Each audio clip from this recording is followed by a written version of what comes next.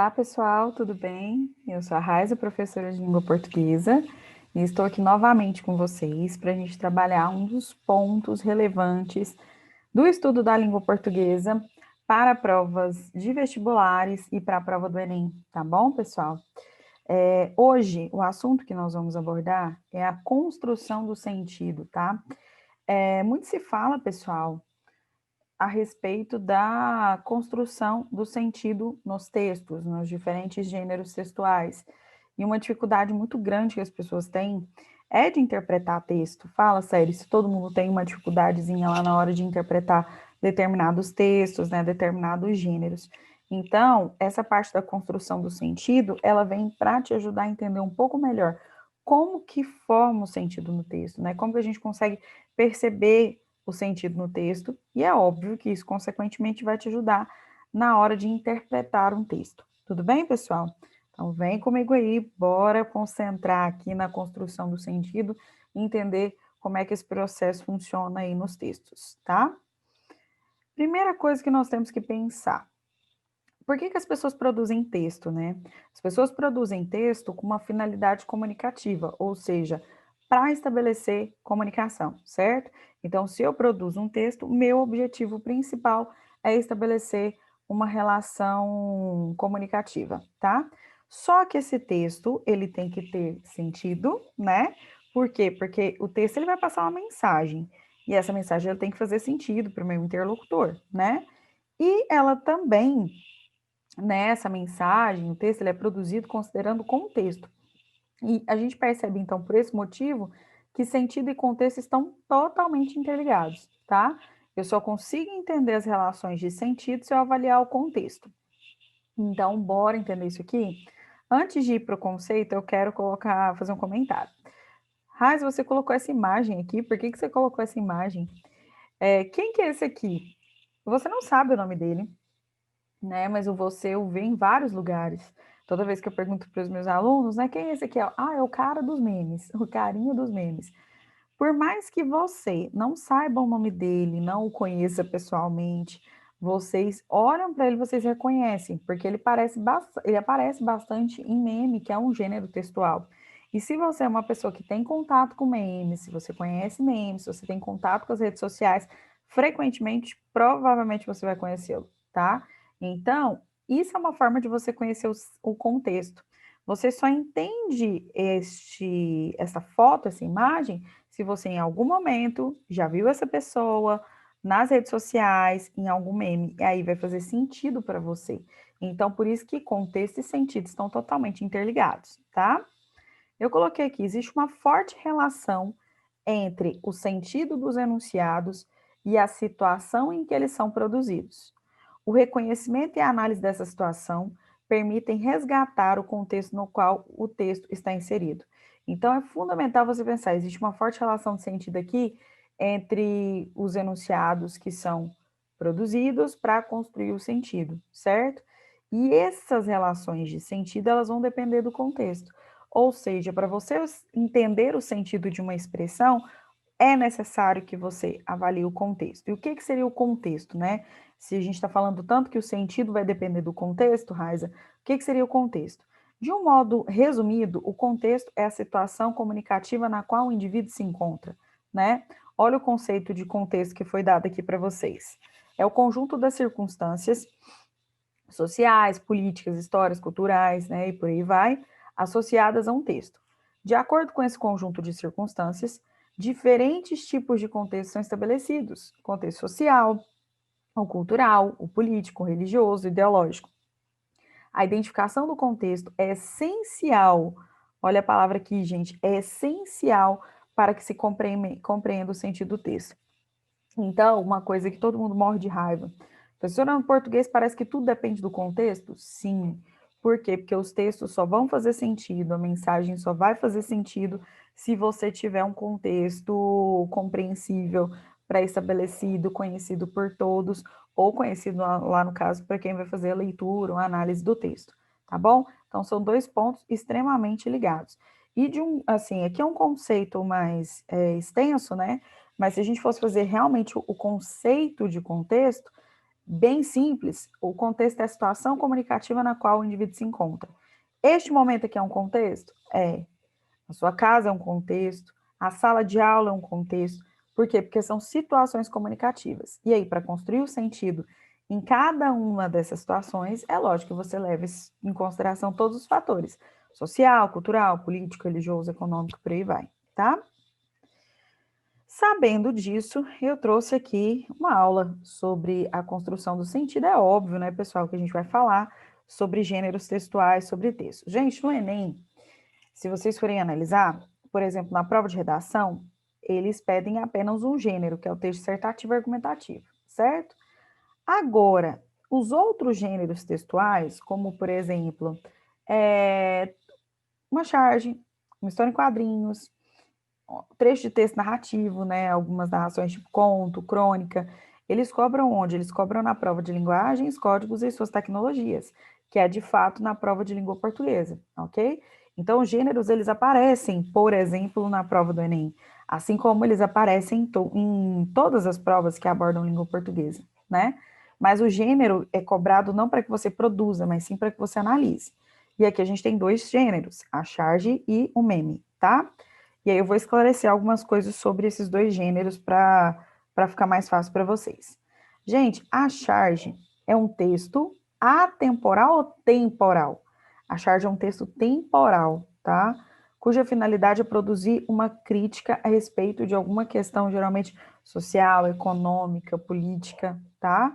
Por isso que é temporal. Se vocês pegarem uma charge, por exemplo, de 40, 50 anos atrás, se você não entender o contexto social, político, histórico da época, vai depender do assunto que foi abordado, você não vai conseguir entender a charge. Por isso que é temporal.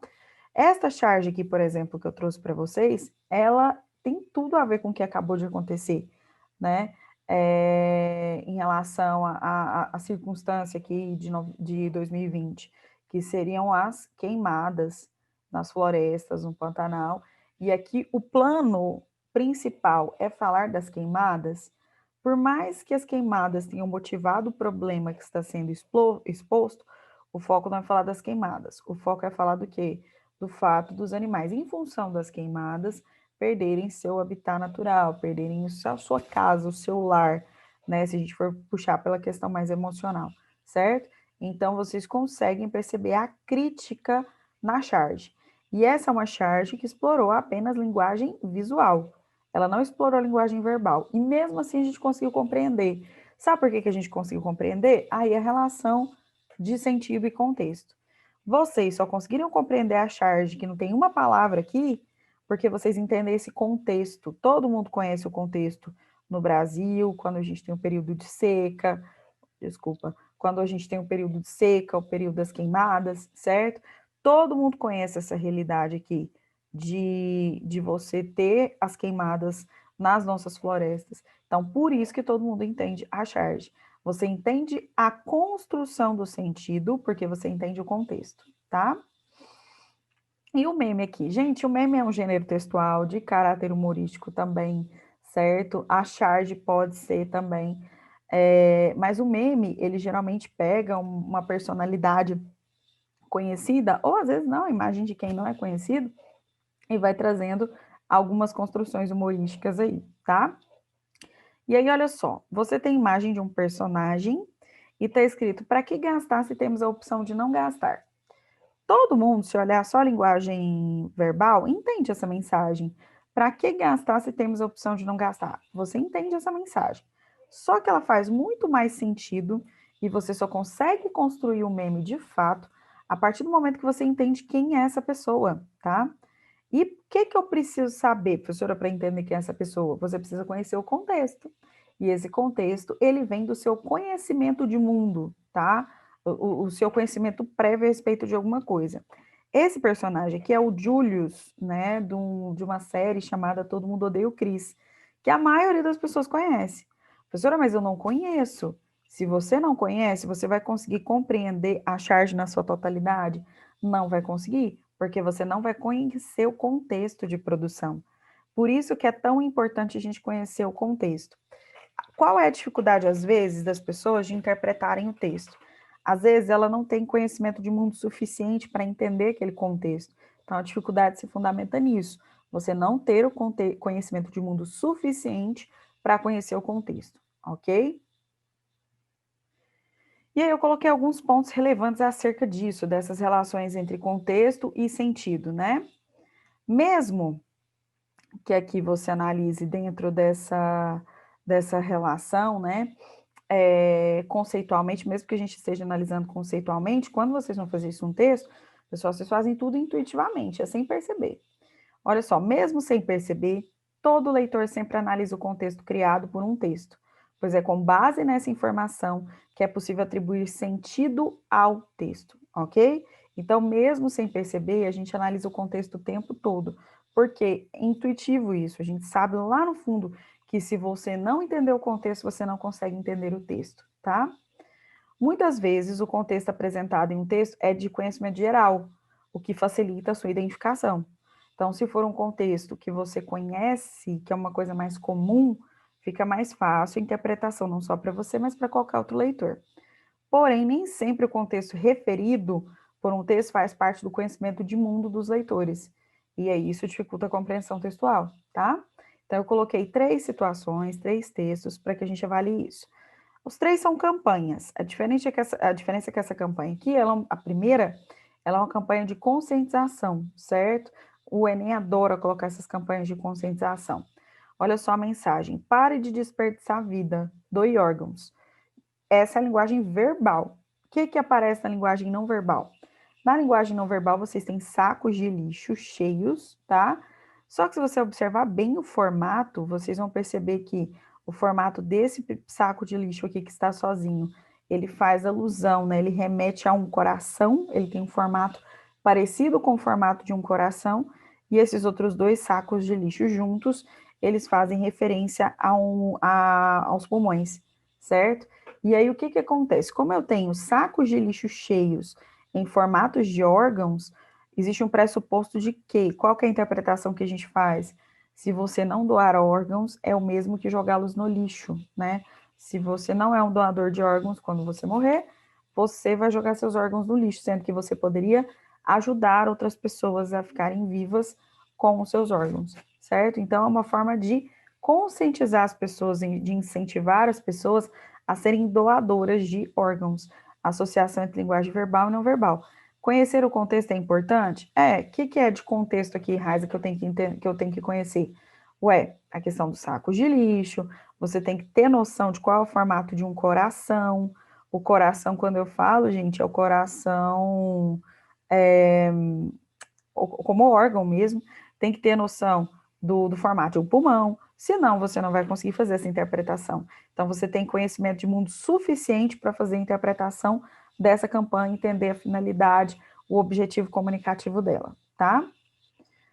Olha o próximo aqui, eles saíram do campo para estourar na Hortifruti. Gente, eu amo essas campanhas da Hortifruti, elas são incríveis. Olha só, você tem 2 milhos de Francisco, aqui a natureza é a estrela. Na hora que você vê 2 milhos de Francisco, nossa, que é isso, né? Qual que é o sentido disso? Vocês, para conseguirem entender essa referência, vocês precisam entender um outro conceito chamado intertextualidade. O que seria intertextualidade? A intertextualidade ela é um diálogo entre os textos. Em alguns momentos, os textos dialogam. Gente, um texto é sempre formado a partir de um outro texto. Então, aqui a gente percebe que há um diálogo entre textos, que é o que vai te ajudar a entender o contexto de produção, ok? E qual seria o diálogo aqui? Nós temos um filme chamado Os Dois Filhos de Francisco, que é um filme cujas personagens são lá o Zezé de Camargo e Luciano, que são cantores sertanejos. Então, por isso que você tem 2 milhos, uma dupla sertaneja. Uma toca sanfona, a outra o violão, que é realmente o que é exposto lá no filme. Vocês estão vendo que tem uma espiga maior e uma espiga menor? Você tinha um irmão mais velho e o um irmão mais novo.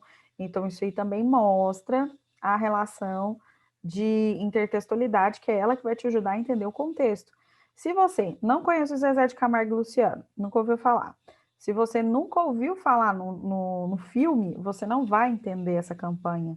Para você entender o sentido que foi construído, você precisa entender o contexto. Tá vendo a relação? Sentido e contexto?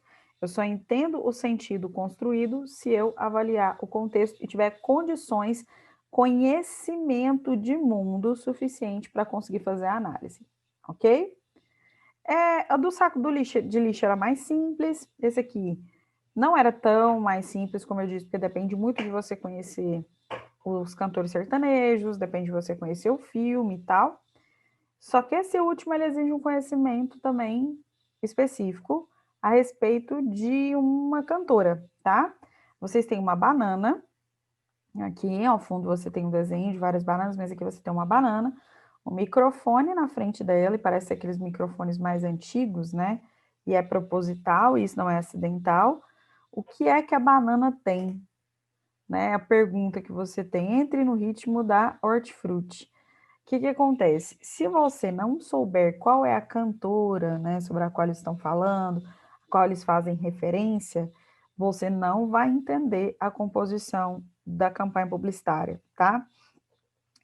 Por que eles colocaram esse microfone antigo e colocaram o que é que a banana tem? Eles estão fazendo alusão, referência a Carmen Miranda, tá? Que foi uma cantora que cantava uma música que perguntava o que é que a baiana tem, certo? E ela usava lá os turbantes com frutas sobre a cabeça. Então, se você conhece a Carmen Miranda e conhece a música O que é que a baiana tem, que ela canta, você vai entender a intertextualidade, ou seja, você vai entender o diálogo entre os textos, você vai entender a construção do contexto, certo?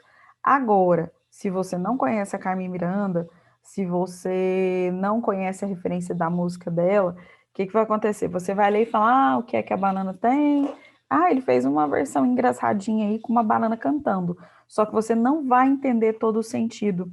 A compreensão de todo o sentido depende totalmente da compreensão do contexto. E, como eu disse, a compreensão do contexto aqui dependeu também da análise da intertextualidade, né, que seria o diálogo entre os textos. Você precisa entender esse diálogo. Tudo bem? E aí, é óbvio que para a gente continuar, então, falando sobre sentido, né, a construção do sentido, nós precisamos entender que na língua nós temos dois sentidos básicos, né? Quando se fala em construção do sentido, temos os dois sentidos básicos, que seriam o sentido denotativo, que é o sentido literal, ao pé da letra, tá? É o significado básico de palavras, expressões e enunciados da língua. Tanto que todos vocês aí que estudam há algum tempo vão lembrar do professor de português sempre falando, sentido denotativo começa com D de dicionário, certo? Porque é o sentido dicionarizado, que é o sentido que você encontraria lá como verbete do dicionário. Já o sentido conotativo, ele é o sentido figurado, ele é um sentido não convencional. Aí foi colocado aqui. É aquele que as palavras, expressões e enunciados adquirem situações particulares de uso, quando o contexto exige que o falante o leitor, né, perceba que o sentido literal foi modificado e as palavras e expressões ganham um novo aí significado. Então, o que acontece? O sentido denotativo é o sentido literal, ao pé da letra. Já o conotativo é o sentido figurado, é o não convencional, é um novo sentido atribuído. E nós, falantes, temos uma capacidade imensa de fazer isso. Na outra aula, a gente falou sobre o uso da linguagem, né? E aí eu falei para vocês que a língua só se mantém viva por conta do falante. E o falante ele vai fazendo outras atribuições de sentido. Vamos pegar um exemplo aqui com vocês oralmente primeiro, só para a gente conversar. Se você olhar, vamos pegar o termo banana, né, que apareceu agora mesmo. Se você olhar no dicionário o que é banana, você vai encontrar que é uma fruta típica de regiões tropicais, que tem casca, taraná. Você vai ter uma descrição sobre a banana, certo?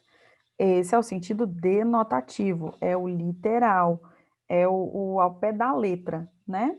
Só que o falante, ele tem uma mania de usar uma expressão tipo assim, nossa, você é um banana. Nossa, deixa de ser banana. E o que seria uma pessoa banana nesse caso? É uma pessoa sem atitude, mole, certo? E aí, o que você está fazendo numa situação como essa? Você está pegando uma expressão que é, no caso, correspondente à fruta, e está utilizando no sentido figurado, que é o sentido conotativo, ok? Então, para estabelecer relações de sentido, é fundamental que você se lembre disso. sentido denotativo? Real, literal, ao pé da letra, e o sentido conotativo é o sentido figurado, tá?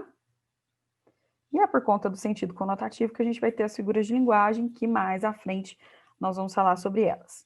E para entender a denotação e a conotação, eu coloquei 3 tirinhas para nós analisarmos. Gente, tirinha aparece muito em prova, nas provas de língua portuguesa de um modo geral. No Enem não tem aparecido tanto tirinha, mas nas provas de vestibular aparecem bastante, justamente porque elas gostam muito de fazer esse jogo entre denotação e conotação, certo? Olha só a primeira tirinha. Isaías, quebra um galho para mim? Beleza. Quando alguém fala quebra um galho para mim, para nós quebrar um galho seria resolver um problema, ajudar com um problema, né? E o Isaías responde, claro, que bom, preciso que... E ele vai lá e quebra o galho literalmente. No primeiro quadrinho, a expressão quebrar um galho quer dizer resolver um problema, ajudar a resolver um problema. E aí você tem a exploração do sentido conotativo, que é o sentido figurado, é não convencional. Só que aí o personagem, o interlocutor, que é o Isaías, falou, claro, vou te ajudar. O que que ele faz no último quadrinho? Ele literalmente quebra o galho.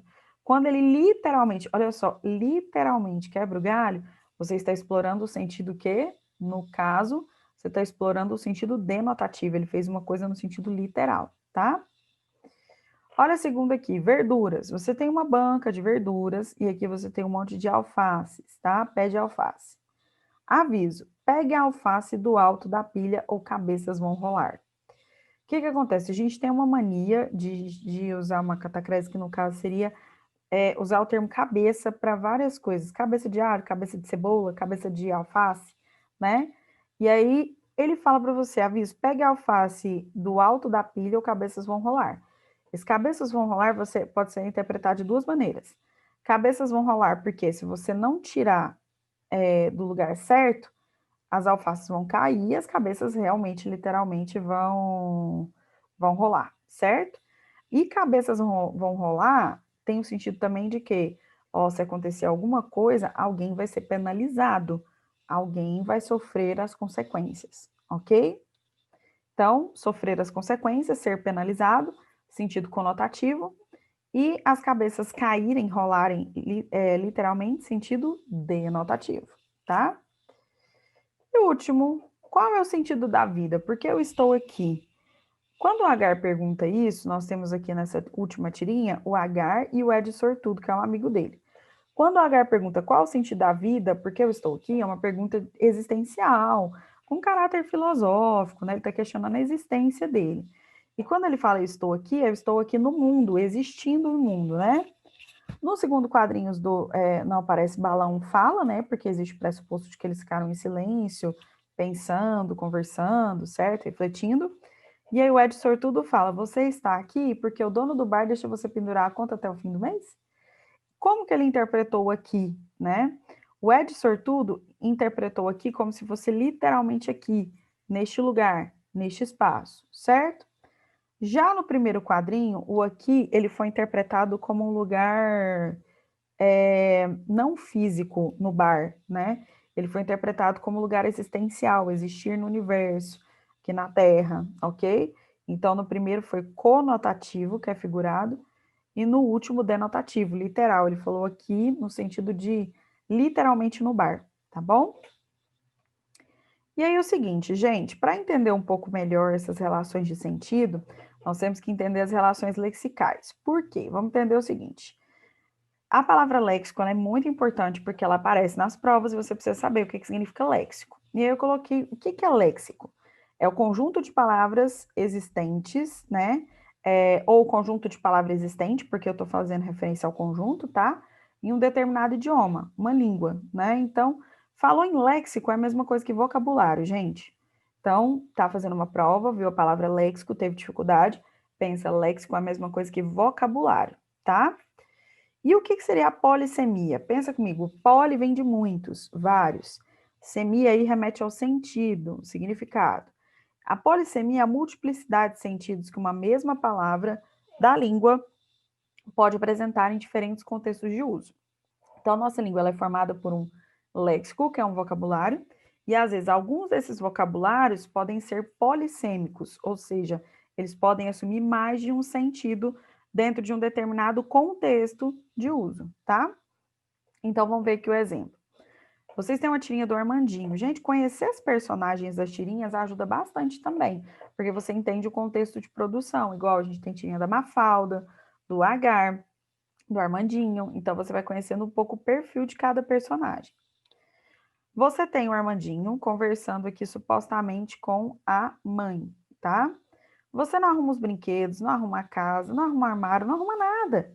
Ele arruma sim. Arruma o quê? Desculpas. Ó, a mãe usa o arrumar com um sentido e a criança usa com outro. Qual o sentido de arrumar? Você não arruma os brinquedos, não arruma a cama para a mãe. O arrumar aí tem um sentido de organizar, de organização.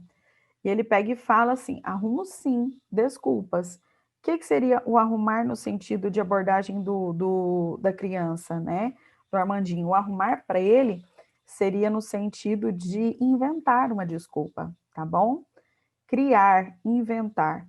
Então, nós temos a polissemia neste caso. Para você interpretar a tirinha, você precisou compreender os dois sentidos.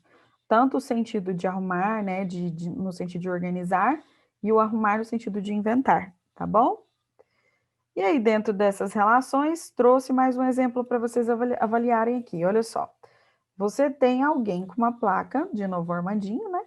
Segurando a plaquinha lá, vendo o pôr do sol, vendo o pôr do sol. Aí a pergunta surgiu: quanto quer pelo pôr do sol?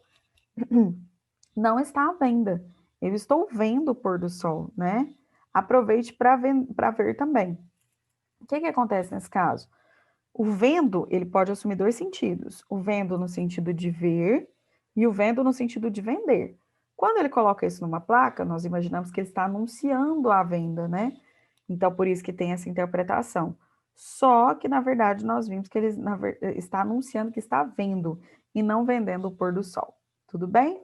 É polissêmico? É, porque o vendo aqui assumiu dois sentidos, de vender e de ver, tá? E aí, essas relações de sentido, para a gente finalizar essa parte de relações de sentido entre as palavras, há duas relações básicas que nós temos que avaliar: sinonímia e antonímia, hiperonímia e hiponímia, ok? Sinonímia. É importante para a gente também entender que, às vezes, quando as palavras se relacionam, elas podem ser sinônimas. O que seria uma sinonímia? É a relação de semelhança de sentido entre palavras e expressões da língua. Cada um dos termos de sentido é chamado de sinônimo dos outros termos dos quais se relaciona semanticamente. Então, sinonímia é a relação de semelhança, certo? Sinônimos são as palavras que vão apresentar essa relação de semelhança. Por favor, tomem cuidado, porque as pessoas têm a mania de falar que sinônimos são palavras com sentidos iguais. Não precisa ser igual, idêntico, tá? Igual não é a mesma coisa que semelhante. Igual é idêntico, semelhante é parecido.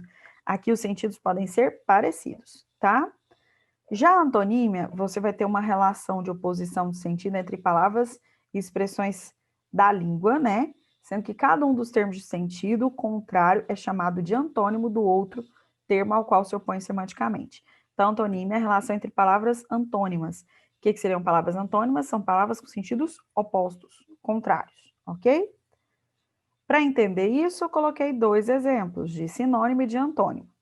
Primeiro nessa tirinha, essa tirinha é a tirinha do Fernando Gonçalves, do Níquel Náusea. Não importa se você é feio ou bonito, importa o que você tem por dentro. Todo mundo usa esse discurso da beleza interior, né? Só que aqui ela é desconstruída, porque a beleza interior, na verdade, aqui é o dinheiro que tem dentro do cofre, né? Então, não é beleza interior que todo mundo sujeita. Então, não importa se você é feio ou bonito. Feio e bonito são palavras antônimas. Por quê? Porque elas são palavras com sentidos contrários, opostos. E ela foi importante para estabelecer a relação de oposição, tá? Chame semáforo de farol. Semáforo, farol, sinal, sinaleiro são sinônimos para a mesma coisa. Inclusive, nós tínhamos falado de variação linguística na aula anterior, vocês vão perceber que semáforo, farol, sinaleiro, sinal são expressões que variam de região para região. No Brasil, tem regiões que falam semáforo, outras farol, outras sinal, é natural que isso aconteça. Mas todas são sinônimos, porque elas têm sentidos semelhantes, próximos, tá? E aí, só para lembrar, qual a importância dos sinônimos? A importância dos sinônimos é evitar repetição, né? Numa redação, por exemplo, quando você usa sinônimos, você evita repetição, porque você substitui uma expressão pela outra. Já os antônimos, eles são muito importantes para estabelecer, gente, relações de oposição, de contraposição, então ajudam muito a construir, por exemplo, antíteses, paradoxos, algumas figuras de linguagem que estabelecem justamente uma relação de contraposição entre os fatos, ok? E a última relação de sentido entre as palavras que a gente tem que analisar seriam a hiperonímia e hiponímia. Gente, quando vocês avaliam um texto, isso aqui é fundamental, tá? Vocês vão pensar o seguinte: hiperonímia, hiponímia, hipo. Então, é um grande e o outro pequeno. O que seria uma hiperonímia? É a relação que se estabelece entre um termo cujo significado pode ser considerado mais abrangente com relação ao significado de um conjunto de outras palavras com as quais se relaciona. Essas palavras de sentido mais específico são chamadas de hipônimos. Vamos lá, para ficar bem claro e bem simples. Qual a diferença entre hiperonímia e hiponímia? Hiperonímia, hiper, são palavras com sentido mais amplo, com sentido mais genérico. Hiponímia são palavras com sentido mais específico. Hiper, grande. Hipo, pequeno, tá? Então, quando você vai fazer um texto, por exemplo, você analisa as relações entre essas palavras que têm um sentido mais amplo, um sentido mais genérico, que é hiperônimo, e palavras com sentido mais específicos, tá? Aí eu trouxe um exemplo para vocês avaliarem formalmente aqui.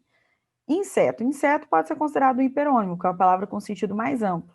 Aí dele eu vou lá e faço borboleta, mosca, mosquitos, que são tipos de insetos. São os hipônimos do hiperônimo inseto. Outro exemplo, se eu coloco para vocês que flores é um hiperônimo. Aí de flores você pode fazer, por exemplo, rosa, margarida, begônia, girassol. Quando você faz isso, flores é hiperônimo, rosa, margarida, begônia, girassol são hipônimos, que são palavras com sentido mais específico, tá?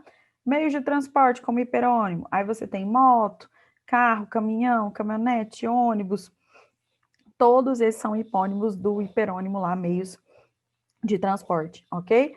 E nas relações dos textos, dentro dos textos, vocês conseguem perceber claramente isso. Às vezes uma expressão com sentido mais amplo e outras com sentido mais específico. Mais amplo, só lembrar, hiper, ok? Sentido mais amplo. Hipo, sentido mais específico. E elas se relacionam para você conseguir perceber essa relação de hiperonímia e hiponímia, ok?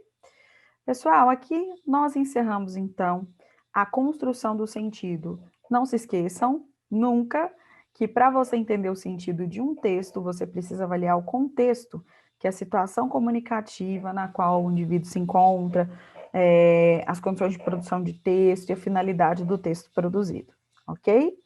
É um prazer estar aqui com vocês novamente. Muito obrigada e até a nossa próxima aula, tá bom, pessoal? Até mais!